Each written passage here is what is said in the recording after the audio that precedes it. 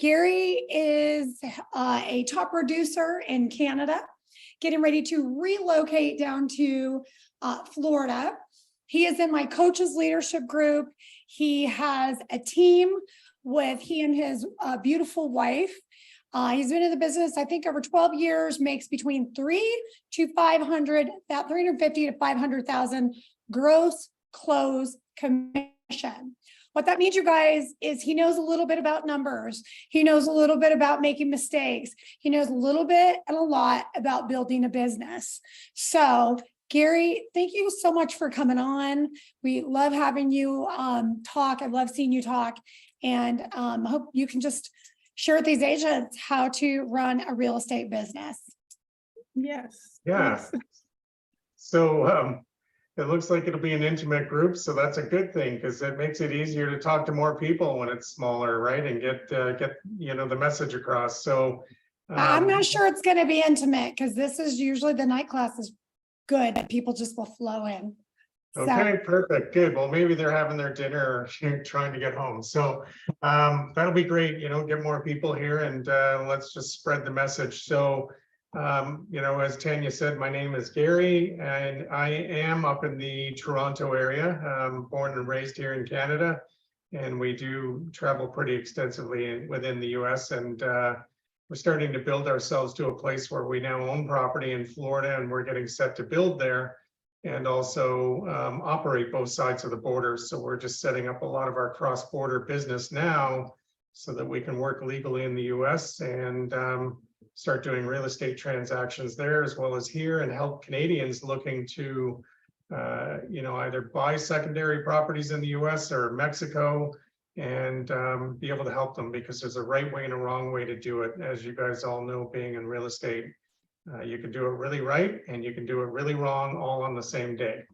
So let's figure out how to do it right because it's a whole lot easier. You don't have your hands slapped and get incredibly big fines and all that good stuff. For me, I am a builder by trade. I was born into the industry of custom home building and renovations.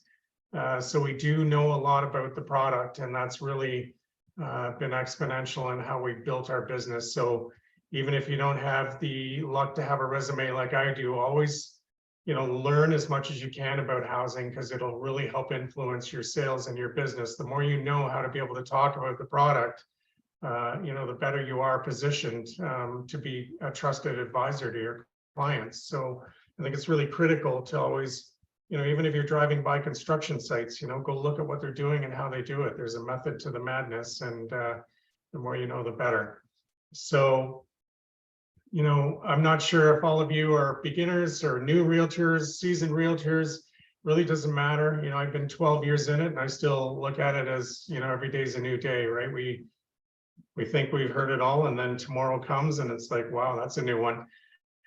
So, there's always something to learn in this business. And I think that's what's really great about the, opportunities that come with it because you get a really good education and street smarts here. And, for me, and we'll get into the vision and the business plan side of it and the numbers. I didn't start out the way we are, right? I was, I'm kind of an introverted person by nature, as much as you may not think so. I tend to be more on the quieter side when it comes to how I am gluey or not gluey when I'm around people. So, I had to become a lot of things that I wasn't when I got into this industry. Telephones were very foreign to me. Door knocking was very foreign to me. I didn't like it. And then I realized my business is not going to grow unless I grow. So I got a couple of different coaches. I had to work my way to getting a really good coach who really knew how to punch me in the arm, for lack of better words, and get the point across. And, his guidance helped me become everything that I didn't believe I could be at that time. I'd go out and I'd be that person that would go out to go door knocking and I'd sit in my car and just figure out as many ways to Sunday why I don't want to do it.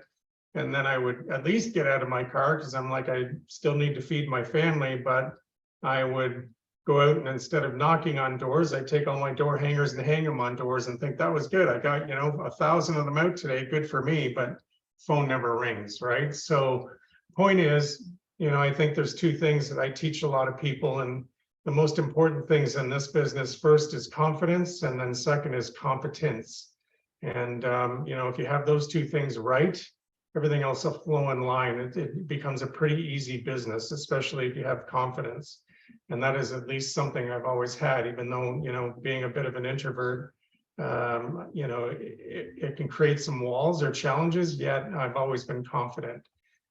And the competence is, you know, my ability to write good contracts and understand the law side of what we do. So, you know, I've been able to keep myself out of trouble, and we know how to navigate ourselves around real estate contracts. So that'll be something that, you know, for you guys in tonight's class and outside of here, I'm always around on, you know, Wake Up Wednesdays. Not lately, we just have a lot of personal things going on with property sales of our own that we own, and, you know, numerous things. So always look for me. I'm around, and if you have a question, you can certainly bounce it off me.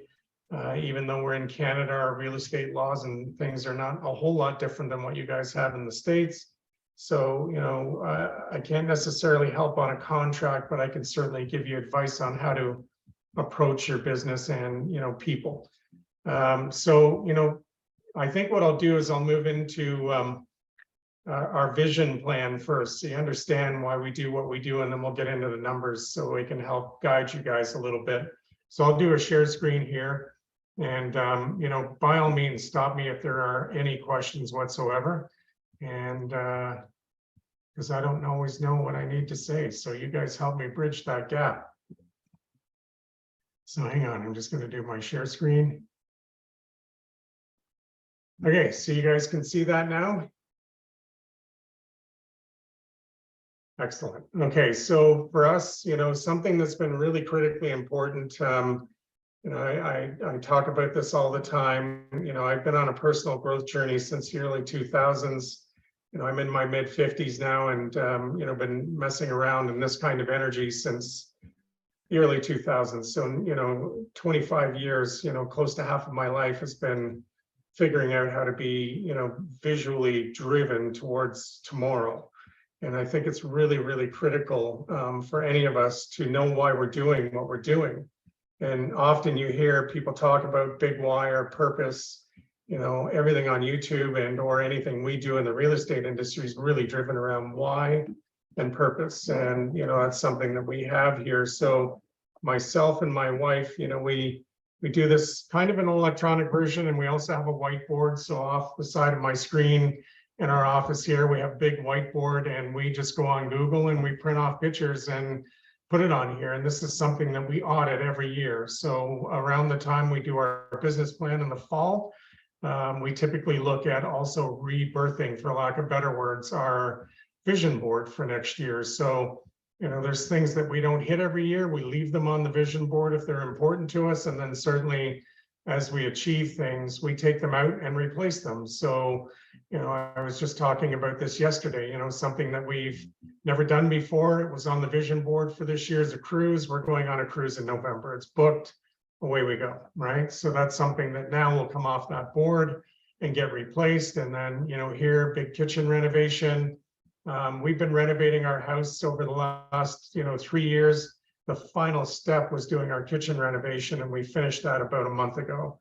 And since I've put our house up for sale and sold it for a good dollar and over asking, it got into competition. Even though we have a bit of a funky market here, we did extremely well. So that'll be something else again that, you know, comes off the board, and we're going to replace it with something else, right? And that's all some of the future stuff that we're thinking about, right? That we want to ideally turn into a good three-dimensional visual. And, you know, something else, I don't know how well you can see it, but, you know, Brent Gove here, and then there's Gene Frederick. We were at Build 22 last year in Dallas, Texas, and, you know, we got to know these guys quite well, and them being heavy influencers in the industry, whether you're with EXP or not, you know, we're with EXP, they're kind of EXP people, and, you know, they really do a good job at showing us how to be bigger than we believe we can be. So they're people that I have respect for, and they're the kind of people that I want to be in the rooms with. You know, I have a coach that coaches me now. His attitude is you want to only ever be in rooms with winners, not losers. So don't be a loser, right? And don't be the smartest person in the room, right? Which is what I used to be.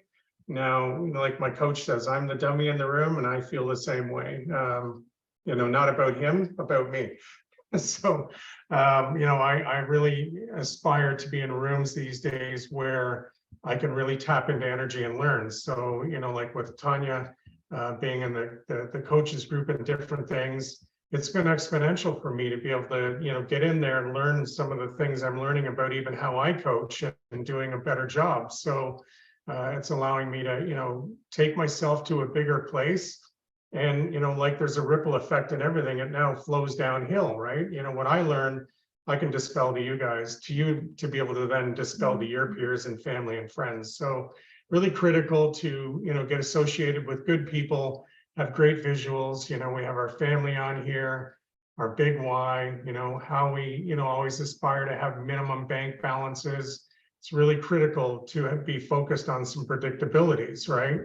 And beyond what you think you can even achieve. For me, that's a bigger number than I typically carry in our business bank balance. So, by a long shot.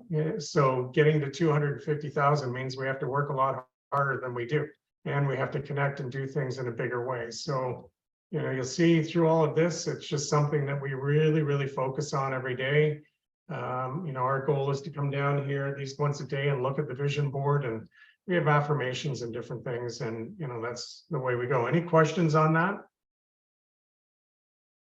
No. Okay. What I love what you just said is that, you were talking about our coaches leadership group, that you have joined our group, and we have a small group of masterminds, and that even though you think that you know it all, sometimes when you change your environment, you change your life. And people can only take you to a certain level in certain environments, and you have to make a decision to be led by people that are better than you. And I just want to say thank you. You've added so much to the group, like you are making us all better. So I appreciate you showing up weekly. Well, and I feel the same way, and thank you for that, because, and I've said it in our meetings for you guys that, obviously you're not in those meetings, but I've said it numerous times. I'm like, this is a group that really takes nothing more than our time. We're not being charged to be there, and we're not charging to be there. So it is us showing up and contributing to one another in terms of growth. And I often say in those calls that I'm like my mind's blown, because there's stuff that I never would have thought of on my own to implement, right? So it's really critical for you guys to network as much as possible and just get into those right social rooms, right?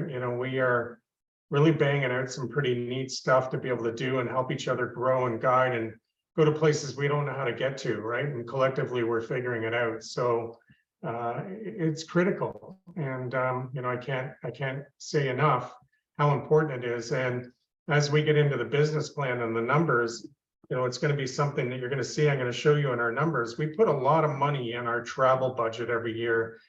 It's not really for travel. Like our cruise, that's $2,500 for my wife and I to go for a week's cruise, but I spend $15,000 a year just in coaching masterminds and retreats, right? So that's nothing. I spend more money traveling to go and be in rooms with really big people to be bigger than I am. And that's what I want to really influence upon you guys, is to take the majority of your dollars and reinvest it in yourself and your business, so that you really understand how to grow, right? Because you're never going to be able to figure it out on your own.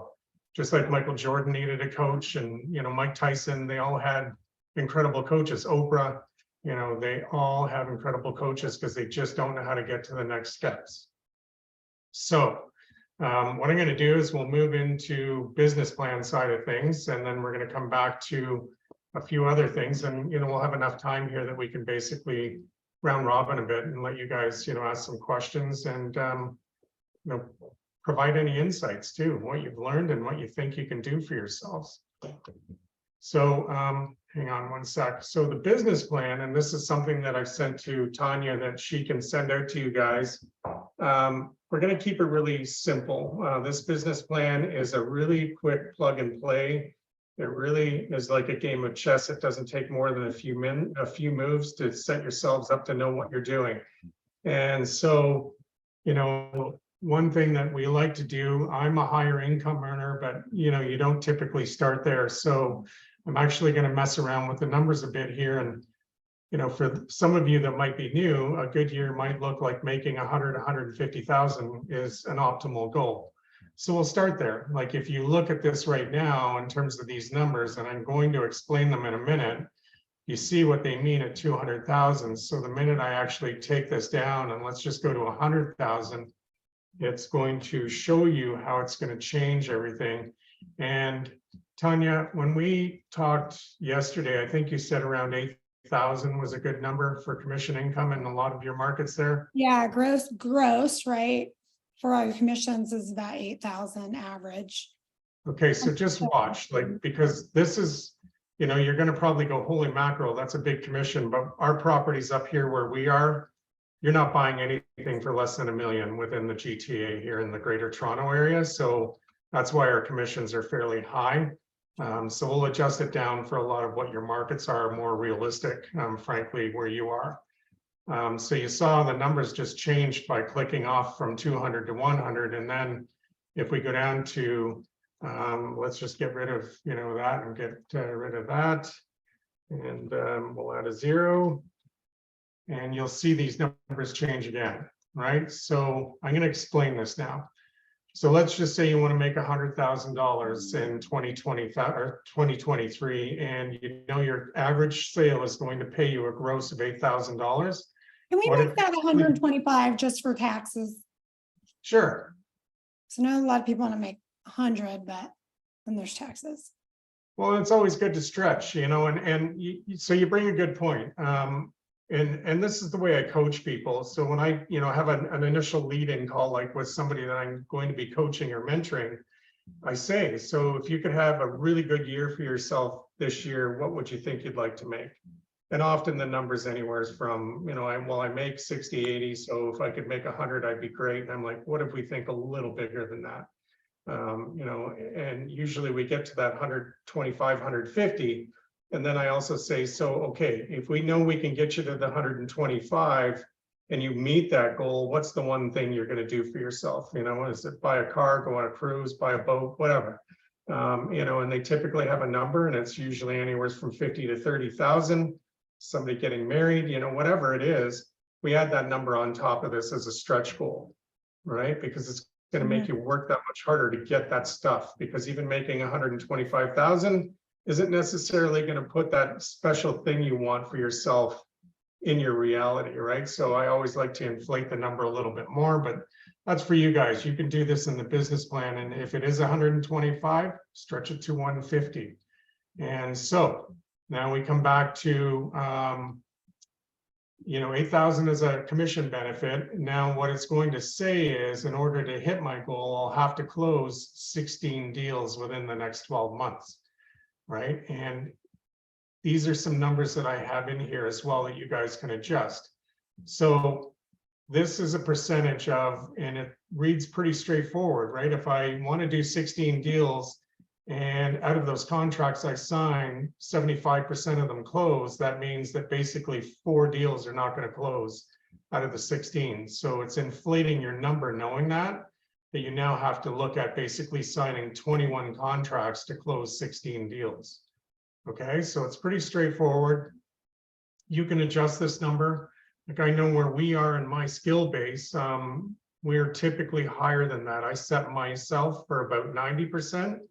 And the higher you set it, it skews the numbers. So you either have not as much work to do, or if you really want to challenge yourself, always be conservative in those types of numbers down here, because it's going to put bigger things in terms of numbers you have to do to get to it. You'll see when you get the business plan that if you mess around with it, save one in its current state and then go work on another one. So if you mess one up, you can basically have another one that's clean, and then you can just come back to it. So if you know you're going to do 75% closing on your deals, then it's basically saying I have to do 21 deals in the next 12 months or sign 21 contracts to get to that. And then down here, this is a locked panel. So you can't typically go in here and mess around with it. We are going to rewrite this as soon as I can get a bit of free time to sit down and do it. And we're going to make this that you can adjust this, because this is currently set that, you know, we always say in this business, if you want to be a king, be a listing agent, right? It's the difference between being an employer and an employee. You know, they tend to look at buyer agents more like employees serving the buyer's needs, whereas the listing agent is in control, and you're the employer. So in this case, it's split on a 75-25 split. So let's just say you happen to be a buyer agent and not a listing agent. You could flip that number around, right? And say, hey, it's 16 buyer deals and 5 listings instead of the way it's set up. And then we also have some stuff here. When you read through this, it talks about appointments needed to get 1 listing or buyer agency signed. Average industry ratio is 3-to-1. So leave it at 3-to-1 unless you know you're a heavy hitter, right? And that's going to come with experience. I never go less than 2-to-1 myself, because I know I can't close every sale. And I'd rather put a bit of pressure on myself. Even at 2-to-1 means I'm only closing 50% of the time, when it is usually higher than that, but I don't want to take the easy road, frankly. So what that means, the way this is all set up right now, is it's going to create some predictabilities for you. So what it means is, in order to do those 21 sales, you kind of have to 3x your appointments, right? Because of this 3-to-1. So now you have to go on 63 appointments for the next 12 months. And then when you break that down and you look at the 12 months on a weekly basis, you have to go on 5 appointments during the 5 appointments during the next month, or 1 appointment weekly, right? And that's the number I always look to focus on more than anything, is because if you know you had to go on 63 appointments, after a while, that's just going to stress you out. You know, that's what you're going to be focused on, versus if somebody said, I only have to get 1 appointment this week. I think pretty much anybody can accomplish that, right? As long as you have the ability to get out the door or on the phone, you're going to find 1 person to get an appointment with. And something that we do here, this is another number you can skew, and I'll show you what happens. So Actually, can I back up a little bit? Sure. So going back to when he's talking about listing appointments, you guys, like for example, Brianna, you have a listing right now, right? So when you get listing appointments, we get excited, right? We're like, yeah, we have a listing appointment. Well, I have a listing agent who's a new agent that decided to farm, and now she doesn't know how to work with buyers, and she's a newer agent, and she's always sold all her listings. Well, she has 3 to 4 listings that aren't selling right now. Okay, because they're not motivated. Maybe some of them are short sales. So I just want you to see, when he says that, you know, only a percentage of them are going to sell, you have to know that when you get the listing, you still have to be prospecting for new business, because that listing may or may not sell, right? For many reasons. And that's kind of what he's saying. That's why the percentage is less, because there's so many things that could create a listing to not sell, right? Divorce, change of mind, change of job, short sale, the price just isn't right, all those things. Well, and to your point, so, you know, I'll take a minute while we're on that to say also too, you know, you need to be the boss. You know, in the beginning, everybody's excited to go, oh my God, I'm going to have a for sale sign on a property, right? And I've got a piece of business. Well, you actually don't have a piece of business until it's sold. And even when it's sold, it's still not a piece of business until the lawyer or the closing company says, hey, good news, it's closed. Because that's a real big problem in our industry, is deals are, you know, look really great that a sold signs on it. But I can tell you, I just had a deal last week that was supposed to close, and the buyer right now is possibly forfeiting on it, right? So we're giving them an extension. And if they don't meet the timeline, then, you know, the seller will get the right to keep the deposit, relist the property, sue them for the difference, right? So, you know, the point I'm making is 2 things. Never count on your eggs being hatched. And also the other thing, you know, I teach agents right off the get-go is, don't be excited about just taking the business and being a servant. You know, I often tell people, especially if you feel the energy is not quite right, you know, there's something up, motivation, I'm telling them, you know, it's 100,000 and they're going, I want 300 for my property. You know, right away, I'm not interested in taking that when I know I have history and they have emotions, right? So I can see everything the market's doing. They can't.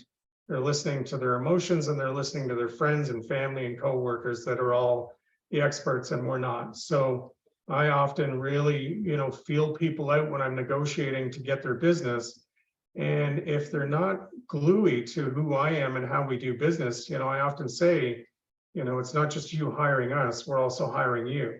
And I have walked away from the negotiation table because I'm like, I just know based on experience, this is not going to go well. And so the point is, when you're a newer agent, you don't have that experience.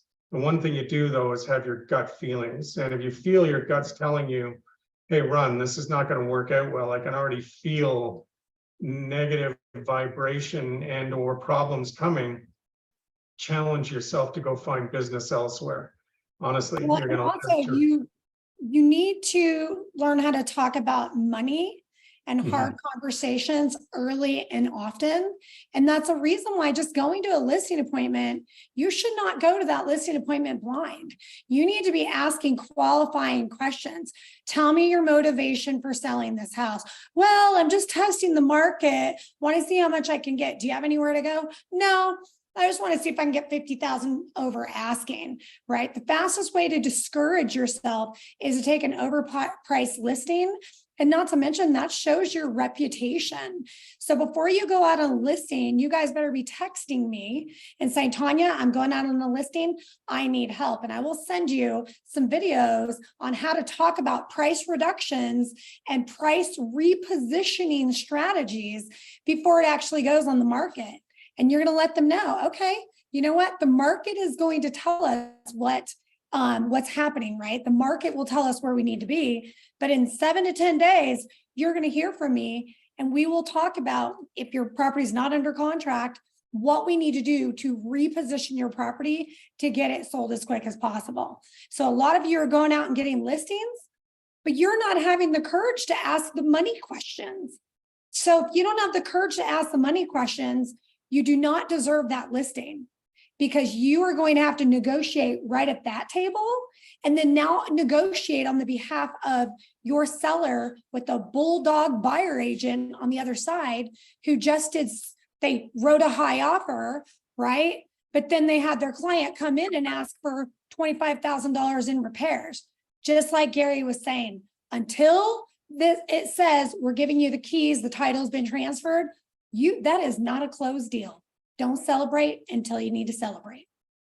Can I get an amen? Amen. Amen. And to the point, the other thing is too, that I often tell people, we will sometimes even have a gap that's not that big, right? And case in point, I talked about yesterday when I was doing the same class was, we had a client almost 2 hours east of where we live, right? So it's out on the fringe of what we'd even consider listing. But when I arrived at the property, I was like, okay, I want this listing because it is a stunning property. And, in that case, I told them based on what I knew about the comparables and, excuse me, history, that, we should list it around the 800 mark at that point. This is a few years back. And the gentleman's wife had said, well, my feeling is I want 900 for this place. And I'm like, okay. I said, but the history is not really supporting it. But I said, I don't have a magic 8 ball either. I don't know that buyers, won't stretch to that. So I'm like, here's the game plan. If we're all in agreement, we'll put it out at 900 and we'll give it 30 days. If it's not done in 30 days, we have negative feedback, no showings, no offers, then we need to make an adjustment in the price and it'll be downward. And then I tell them, we'll do it incrementally to get back to where we are versus just sticker shocking you and the public down to another number. Because I'm like, our number still may not be right. So I'm like, better we work our way to getting offers than going right down to where we're going to flush it down 100,000. So everybody always typically likes to agree because then there's a plan and we're not forcing them down the road of, saying, I'm going to give up 100,000. And in this case, it actually worked out, right? Where, because they had a very desirable property and there was a gentleman who already owned a number of properties in the area, I have to have it attitude. So we ended up getting the 900 for it and it all worked out, right? So at the end of the day, it's always do a little bit of listening and talking, right?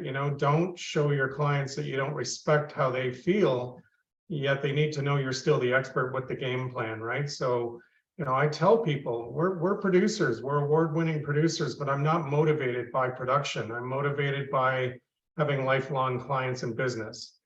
It's expensive when you're transactional. I'm sure you guys have heard that in any training that you've been doing. If you're a transactional agent, you're only as good as your next sale. If you're more of a referral agent, you're always going to have a base of business there because you have people that are always going to be loyal to you, and they're going to do the lip service for you when you're sleeping, right? And that's the best business to have. It's far cheaper. It just takes a little longer to get there typically. So, always work on follow-up and customer service, and be a good listener. Can I just add one last thing to that? Sure. To that point, right? If the listing doesn't sell, that's why when you have a listing, you need to leverage it and take massive action, because from one listing, you should be getting about 3 leads from it. And because if that listing doesn't sell, now if you've door knocked and you've done just listeds and you've done ads and you've done open houses, you should be getting several other leads from that listing should it not sell, right? So take advantage of having a listing.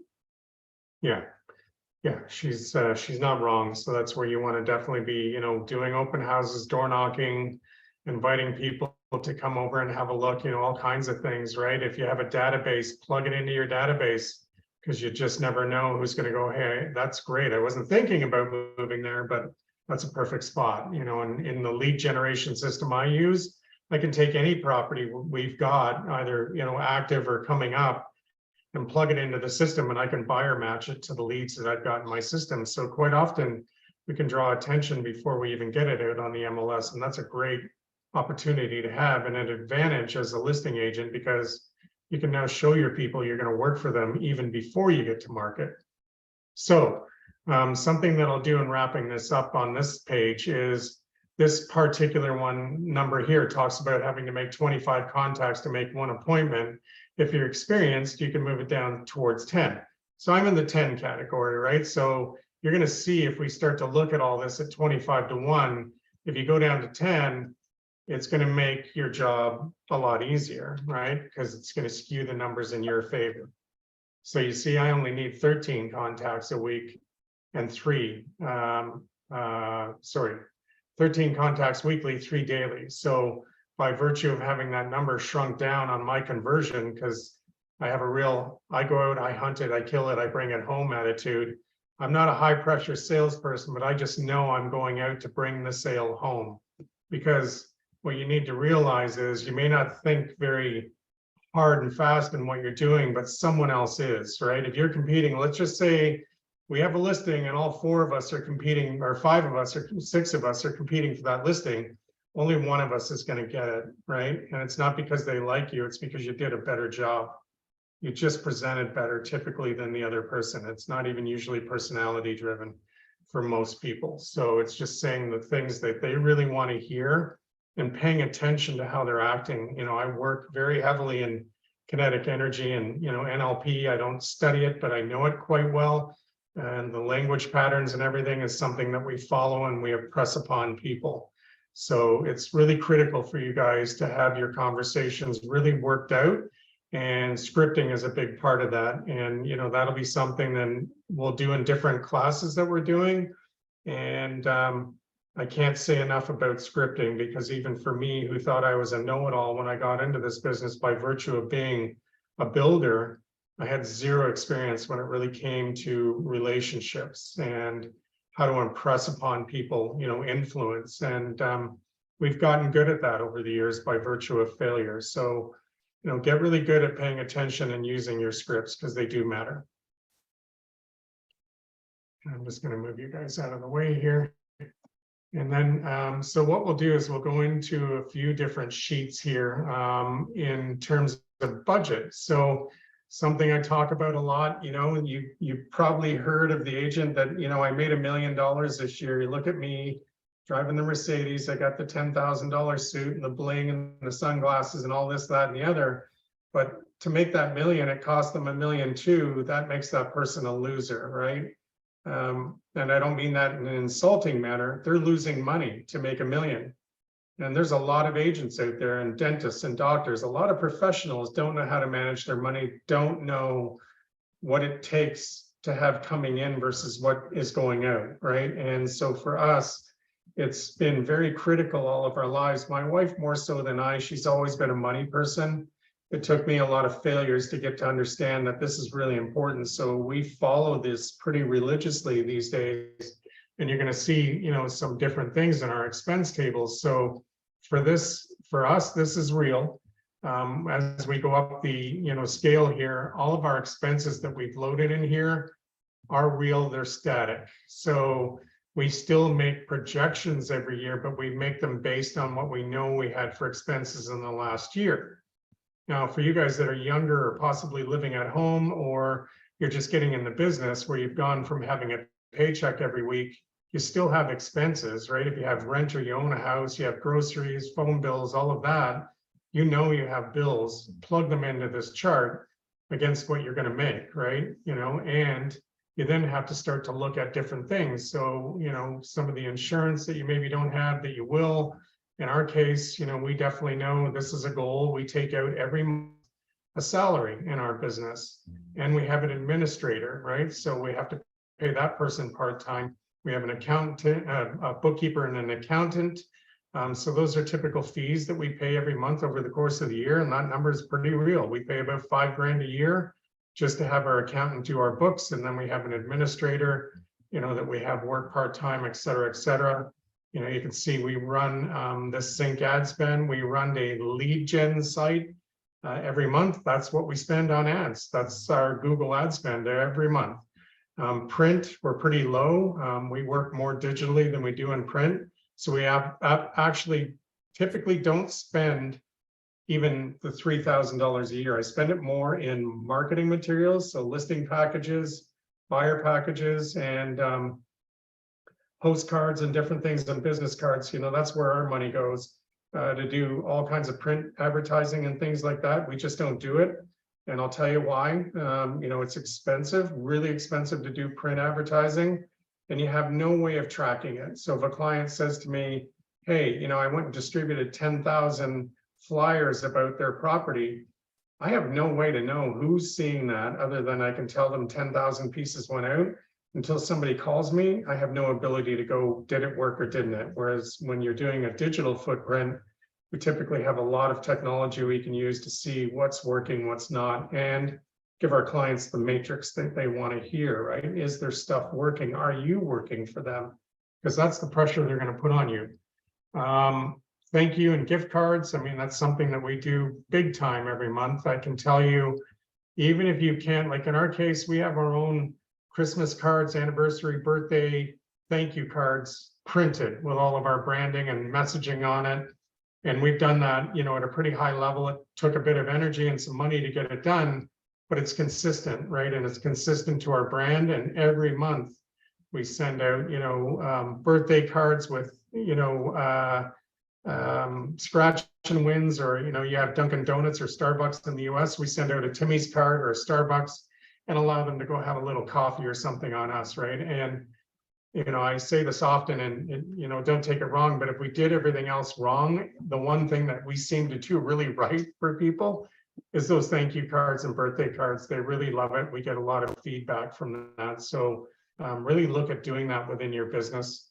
You know, you can see for us on average, our closing gifts every month, that's still an estimation. We typically spend more than $10,000 a year on closing gifts for clients, but we also treat them extremely well, right? You know, we had one client, just for instance, they just did 2 buys and 1 sale with us, so nearly $3 million worth of real estate. So just do the math. Even if you did one side on each one of those deals, 2.5% of 3 million is like a $60,000 payday, right? At the end of the day.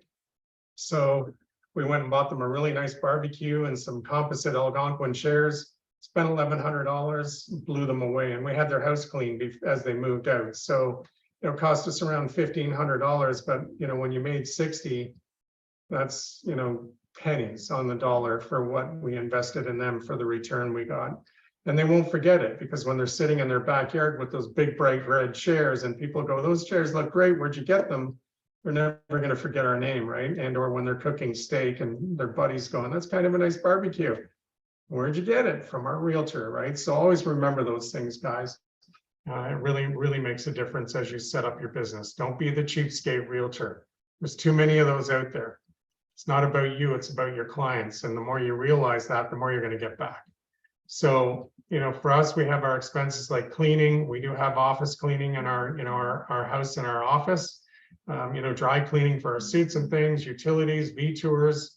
Actually, our son is sitting right behind us, and he has his own virtual tour company and does all our videography and real estate shoots for us and a number of other realtors. So he's actually just editing a shoot he had done today. So, these are things, guys, that you're going to get this template, start to plunk in these things, and especially the business expense side of what you do in your life. So if you're doing virtual tours, call some of the locals if you haven't done any and say, how much does it cost me to get, pictures and a video tour done of a listing? And they're going to tell you a number. And it's typically between usually $200 and $500, depending on what you're having done. And that way you can now start to put a budget together. So, if I want to make $150,000 this year, is it enough for what my expenses are going to be, right? And then the same thing as we go down this, we've got our business expenses, we've got our personal expenses, so our groceries are in there, different things, right? Insurance, mortgage, everything. So I'm not going to spend too long in this. I think you guys get the sense how critical it is, because again, I don't care if you make $1 million, if it costs you $1.2 million to make $1 million, you're going to go out of business, and that's no fun. And I've been there where I've been upside down, and it takes years to get back out, and that's just not the place you want to be. It does not make for a great life. So any questions while I'm on that?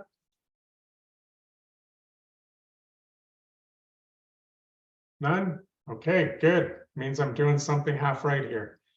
So, I'll move away from that, and then we'll talk about different things that you can do with this. So there's a few things in this business plan that are kind of cool. So as you stack up your deals, you can actually have a template here that you can input closing date of a property, the address, lead generated by, there, it's a good little table to see how you got the business, what the list price, what the sale price, what the commission rate was, how much you're getting paid, so that when you go, hey, in my business plan, I wanted to make 288, it's going to start to track whether or not you're getting it. And even on the percentage of splits, the 75-25, are you on track, right? So for the year, and then you can break it down into the quarters as well. So this is kind of a good thing for you guys, especially if you don't have software, depending on what brokerage you're with, where you can do tracking like this, through brokerage software. This allows you to keep it under your own roof, and it's free. So it just requires you to sit down, or if you get to a place where you're busy and you have an administrator, you train the administrator to do this work for you, so you can focus on shaking hands and kissing babies, right? Like a politician, go get those buyers and sellers. And then you can break down into quarterlies, right? So you can actually move through. So let's just say it was the beginning of the year and we had our projections done, right, of what we thought we're going to spend this year versus actuals. So let's just say we're in January and April and we're at the end of that first quarter and we want to see how we did, right? So, you can see in here, we set a budget of estimation for things. So you can now get to the end of that quarter and go, okay, well, I said I was going to spend 200 in this quarter on entertainment. What did I spend? So if it was 150, it makes your business look that much better because you've now spent $50 less than you estimated. And it's going to give you a benchmark for next year, because as you're going through these quarters, at the end of the year, you've now got a real number versus a static number that you're estimating. So you can basically go in at the end of the year and go, okay, you know what? I estimated that I would spend, let's just say $1,000 for the year, and I only spent 600. So perfect. That makes it easier for you to set it up for next year to have a realistic expense sheet, because now you've got real numbers versus estimation. And then you can figure out whether or not I want to grow for next year. If you made your 125 this year, typically I've always shot for growing by at least 50% a year until you get to where you really want to be in, your career. And that, your first 2-3 years, do like a 50% growth and see if you can get there. So if you're shooting for 125 this year, add another 70 or 60, what is that? $62,500. So add 62.5 to 125 for next year. And then pressure yourself to get there, right? When you're doing your business plan. And then you're going to see same thing again. It's the exact same table. It's just now taking the actuals versus the estimations. And it's good to review it on a quarterly basis. I don't obsess over this, but you should definitely be coming back. Just like you're going to assess your business, you should assess your numbers at the end of every quarter.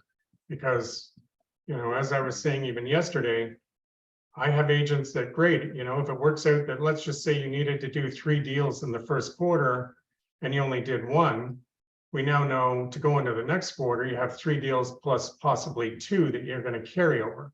So now you got to do 5 deals in the next quarter. And typically I don't feel like I'm going to say to anybody in that second quarter, do you think you can do it? The expectation is you're going to do it. You're going to go in, figure out what you did wrong in the first quarter or you just didn't do, not even wrong. And then you're going to stack it up in the second quarter and figure out how to be better. The only time I then start to look at it is if we go into the third quarter, so say from June to September, and you've now got maybe 30% of the way when you should be 70, 80% of the way or 100%. Now we're going to have a conversation, or you should have a conversation with yourself that, okay, what is going on that I'm not hitting my mark? Is it economical? Is it me? You know, what's driving the circumstance of me not getting to that end goal? And then make a possible adjustment, you know, because the worst thing is as you go through the year, your energy is going to diminish and your energy around yourself is going to diminish. You're going to start to beat yourself up, right? Because you're going to look at other people that are doing things that you aren't. That's typically what we do. And wonder how come they're successful and I'm not. And it's just stay in your own lane, right? Don't worry about those other people. Just worry about getting to the end of the road, the end of the year and hitting your goals. And then protecting your mindset. Like that's something that I can't stress enough, that I even said this yesterday, that, you know, that's the reason for the vision board. So that when you're going through the dogma, you know, with people not possibly being nice that you're talking to, who knows what, phones getting hung up, people telling you off, you're having a bad day, people are cutting you off, doing this, that, and the other, right? We go through a ton of obstacles to get to the end zone every day. It's like a football field. You got to get past a bunch of players to get into the end zone. So, you know, that's the way you have to think every day is I'm already on the end zone, even though I got 100 yards to go cover, right, to get to the other side. So, you know, it's critical that you guys focus on building a vision plan for yourself. And my best coaches have always taught me that, right? That, you know, even though the stuff is going to get in the way every day, do not get hung up on it. And if you have to go out, like I've even had last year relaunching a business, that there was a lot of days that were extremely difficult that, you know, I just was up to my mire self and I can't take much more today. And I just say to my wife, you know what, I got to get up, I got to go away for an hour or something. I just have to get away from it and then come back and start over, right? And that's the best thing you can do for yourself. Don't continue to ride in it. And the other thing that I would say as well is don't go to bed with that energy. At the end of the day, you may or may not have heard of a thing called a brain dump. Whatever energy you're riding within you, if it's positive, great, you know, go to bed with that energy because your mind's going to work on that while you're asleep. If you're negative energy, then dump it. You know, if you've had a really bad day, figure out how you're going to get it out of you, right? So, you know, either write some journaling or go scream, put on some music, something that's just going to break the energy, something funny, and, you know, go to sleep so that your mind relaxes and works on the better things for tomorrow. So any thoughts on, you know, any of what I'm talking about?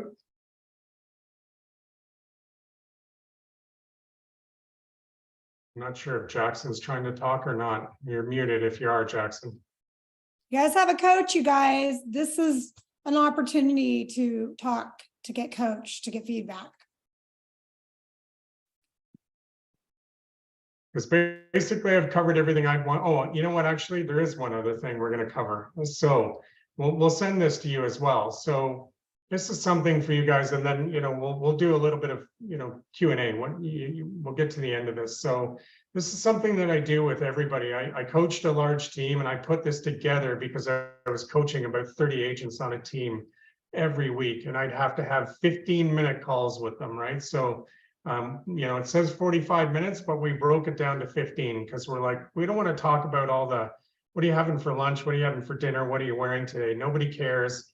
Let's talk business. So we typically got into, we'd set up at the beginning of the year. Here's the initial call. What is your goal for this year? What is your monthly commitment? What lead gen activities are you doing this week? And then every week we would do that. So we would set on, say, if I was having a call on a Monday, so what are you going to do for this week that we're going to review when we get to next week? And I would suggest you guys do this for yourselves if you don't have somebody that you're coaching with or a peer that you can bounce off of or accountability buddy, that at least you're pushing yourself into this every week, right? You're setting up a benchmark for what you're going to do the next 5 days. I always believe to do things in 5-day increments. I think at the very least, you need to give 2 to 3 hours to your business. We think that's frankly a disservice because, what career besides real estate do they train you or expect that if you put 2 to 3 hours a day in, your life is golden? If you're a doctor, a dentist, a floor sweeper, whatever, you're expected to put a minimum 8 hours a day into your business in order to keep your job and be rewarded with a paycheck. So 2 to 3 hours a day is what is an industry standard. It's still not enough, frankly. You need to give yourself more time in your business every day to, especially in the beginning, until you can get some assistance in different things. You should be at least double this when you're a new agent going after your business, and minimum 5 days a week. Put that time in, because if you didn't have this as your job, you'd have a job where they would expect you to be there 5 days a week. And then you want to basically benchmark how many appointments, doors, calls, how many contacts, right? And that's what we covered in that business plan. And so are you on track, right? This is something that I do, as we go through the quarters. And, this is something that I always say, really critical. Are you asking for the business? Because the minute I see an agent wallowing, I'm like, are you asking for the business? And more often than not, they really get guttural and say, I'm not. I think it's fear-based almost always if they're not asking for the business. And I'm like, so why not? What is the roadblock in you that makes you not feel like you're worthwhile asking for that business? You're not worth it. And we get to that point. So I am a little bit of a therapist at times, because I have to find out what's roadblocking you in fear to just go and, go after it. Because I used to be that way myself. So I had to get a coach that punched me in the gut a number of times mentally to get past that. And then revisit your commitments. Again, you can see March, June, September, December, right? So that we can make sure you're hitting what you need to. And then I talked about the 25, versus 10. I put that in here for agents to just keep and read. And then to make it really simple versus going back into your business plan all the time, this is something you can put on your phone, you can put on your wall, whatever you want to do. And just know, based on a 70% conversion rate for closing and a 75-25 split, if I want to do 10 transactions this year and make 115,000, I need to get 40 appointments for the year, or 0.8 of an appointment. So that's a 0.80. So that means less than 1 appointment per week, right? Because we're not all going to work 52 weeks this year. And that's something that I also tell everybody. Don't try to be a hero and say, I'm going to put 52 weeks in this year. I'm a workaholic. Give yourself, like myself, I take a minimum 10 weeks off every year. And that, even if you don't do it, do that number for yourself, because it's going to put that much pressure on you to front load your business, right? If you take 2 months out of your year, or 2.5 months out of your year, it'll cause you to front load your business more than it will to coast through the year. Yep. And that's all I got. Anybody have questions? Anybody? The opportunity right here. We have 1 more minute. Jackson, you started talking and then you stopped. I think he might be on the phone. Oh, okay. All right. So you guys, what are your ahas here? Let's end with that. Brianna, what's an aha? Teresa, Michelle. That the people that you're working with as a listing agent, you're the boss, and as a buyer's agent, it's more of a servant type role. I definitely saw that because starting with this new listing, I've only ever worked with buyers, so it's like a totally different learning game. Like you were saying, it takes a different mindset to be in control of the situation and to speak the numbers up front with your client and know, like you said, you don't deserve it if you can't ask the hard questions. So it's like, that's been like a learning curve with me. Like I had a discussion with my client about the price and how important it is to, you know, look at what you're going to be receiving versus what the price is, and just like comparing things with her. And it was a difficult kind of conversation, but I felt a lot better after. So it's like getting that down to the nitty gritty. Like, I'm serious about this. This is important. Like, you have to put all of your feelings aside and work on it as in control of the situation. And how long have you been an agent? Been an agent since October, but I just got a new mentor like less than 2 months ago. So it's like also changing my attitude towards things like recently, and it's a challenge. But Well, yeah. you know, but good on you because you're coachable, right? And, you know, you can see the maturity there and understanding how to control yourself and influence the conversations, right? It's really critical, you know, because I can tell you a point in case, you know, we're a very overheated market here, right? We're in turbulence, you know, we had a really big heated spring again, and all of a sudden we're going off a cliff again. So the markets are very unusual here, but the thing is, I want to make a point out, back in 2017, we had a really heated market back then, and then we went off a cliff and lost about $150,000 of value in under 2 months, right? So, you know, but realize we're also talking about real estate that even then was still worth on average about $750,000 or higher. It's only ever gone up since. So losing that kind of value wasn't terrible. Where it went wrong for people like me that were listing heavy, and we had to then start to get into some buyer business because listings became extremely toxic because we treated them like a first child, right? You want to treat them, you don't know what the hell you're doing. You want to pick them up, coddle them, this, that, and the other, right? And do all the things you really shouldn't do. So, you know, through that experience, we got fired and expired a lot because we just didn't do our job the way we should have. We had history. We should have stuck to our guns and said, this is the way you need to go about getting to the end zone, right?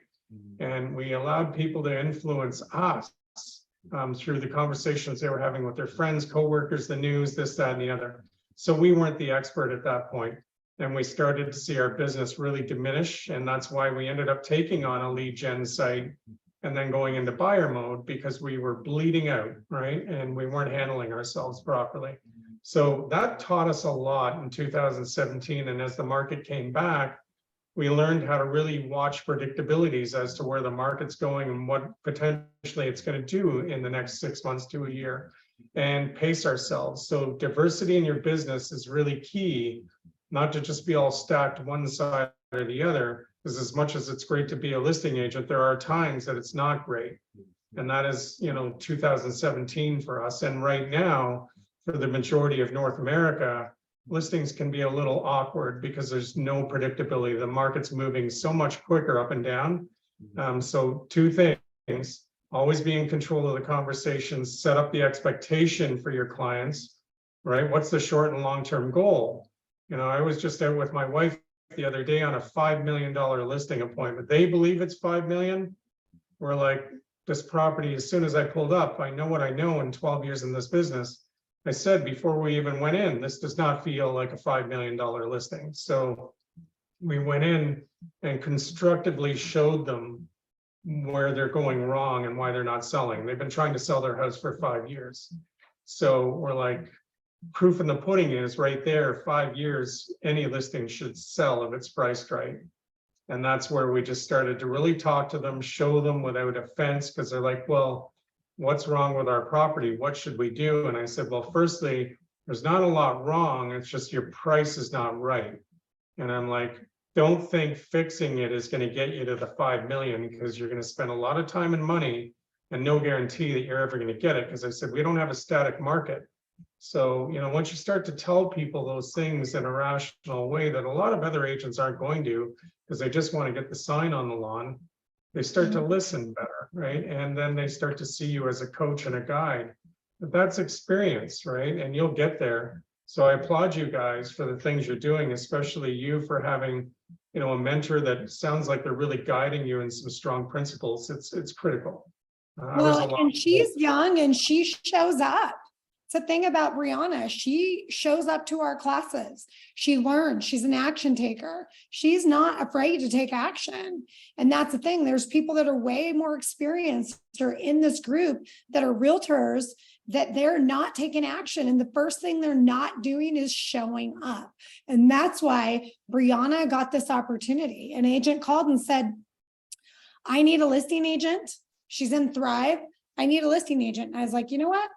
I have one for you. And I'm not just going to send you a referral to someone that's not showing up. I'm like, she showed up. I have confidence in her. She's young, but I think she's hungry and she'll do a great job. That's why Brianna got this referral. And good for you. And the next part is building the vision, right? Get the addiction from the first one, because this is a great business. The good addictions are good because it's, money and experience, right? And that leads to you having options. That's what I always say about everything, that I teach is the best thing about my life is having options. And that's through experience and making a good living. Until you have those, you don't have options, right? You're still kind of a puppet, and I'm being run by a puppeteer or puppet master. So it's always good to become an independent thinker and have your ability, right? And diversify. So that's why, even today we're talking about money. It's all great if you make $1 million, but if you're not diversifying what, is left with that million and buying real estate or stocks, whatever your game is, that's going to create multiple streams of wealth and even passive income, because that's really important. It's something I got focused on. I don't want to say too late in life, but too late in life. Now I have a little bit more of a pressure cooker situation to get that caught back up, right? But I'm lucky because I have people like Tanya and others in my life that, understand that, and they share the knowledge. They're not hoarding how they've made it and or are making it. Yep, exactly. Well, Gary, you're amazing. Thank you. Congrats on going under contract on your house. That just, you are one step closer to your vision, right? So that's super exciting. If you guys keep thinking about your sphere of influence, like nobody I know wants to buy a house or sell a house because they're poor, they're broke, they're poor, they're young, they're dying, right? But the question is, it's the 6 degrees of separation, right? So you hand them their card and you're going to go, you know what, Teresa, I know you know that I'm a realtor. If you knew of someone buying or selling a house, do you have a realtor that you would refer them to, right? So you're instantly not asking them for the business. It's like a passive thing, right? And I'll tell people, when you hand out your business cards at Starbucks or everywhere, you can make it a joke. Hey, my name's Tanya. I'm a realtor. I'm sure you know 100 realtors, because I know I do. But if you don't have a realtor that you would refer business to, I would love to earn your business. Never assume that just because people know 1,000 realtors that they're going to give them business. Because a lot of realtors are part-time and they're getting out of the business. And people that are buying and selling right now, guess what they want? Exactly what Gary said. They want a competent realtor. They want a realtor that's in it to win it. They're not always going to use their mother, brother, cousin just because they're been in the business. People aren't in the business to do people favors right now. They're in the business to win an offer, right? To win the house. So if they know that you have the confidence to go up to them and say that, guess what? You just planted a seed. Yeah, amen to that, and I'll wrap on, my point in that is don't be one of the ones that's riding a taxi out of the industry. Be the one that's building a better electric vehicle like Elon, right? And there's reasons why why there's even in this mediocre industry or time that we're in, agents are succeeding because they just never gave up, right? They kept investing. And that's the same as us. We've had one of our better years by virtue of not pulling back the reins on our finances or what we're investing in and what we're doing, right? And frankly, learning more every day about how to be a better spokesperson for our clients, our industries, our industry and ourselves. I love it. Thank you so much. We are 15 minutes over. I really appreciate your time and your whole family here. Thank you guys. And I wish your son such great success with his business. I'm very excited. I love just that, you know, you're following your dream. And I like that you're like, let me hire out. All about that. All right, you guys, Gary, if you could send us when you're ready, the spreadsheet, because I know everyone's going to be pretty excited about that, but you've already added a ton of value and I just appreciate you. And I can't wait to do this event next week.